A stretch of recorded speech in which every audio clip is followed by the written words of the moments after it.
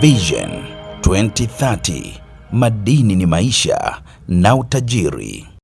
Wizara ya Madini imevuka lengo la ukusanyaji wa maduhuli ya serikali kwa mwaka wa fedha 2025-2026 baada ya kukusanya shilingi trilioni 1.27 sawa na 105.8 ya lengo la shilingi trilioni 1.2, huku zikiwa zimebaki siku 26 kabla ya kufungwa kwa mwaka huo wa fedha. Katibu Mkuu wa Wizara ya Madini, Mhandisi Yahya Samamba, amesema mafanikio hayo yanaifanya wizara kutarajia kufikia shilingi trilioni 1.3 ifikapo Juni 30 mwaka huu. Akizungumza katika kikao cha watumishi wa Wizara ya Madini pamoja na taasisi zake ikiwemo GST, TATE, Tume ya Madini, TAMICO na TGC, Samamba amesema mafanikio hayo yanapaswa kuwa chachu ya kuongeza juhudi katika usimamizi wa sekta ya madini kwa kuzingatia sera, kanuni na sheria zilizopo.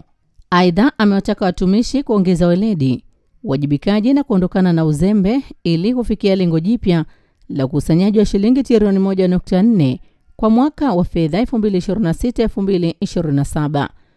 Mhandisi Samamba pia amesisitiza umuhimu wa kuwahudumia wananchi wote kwa usawa bila ubaguzi wa dini, itikadi au raia, akieleza kuwa watumishi wa sekta ya madini wana jukumu kubwa katika kuchangia ukuaji wa uchumi wa taifa.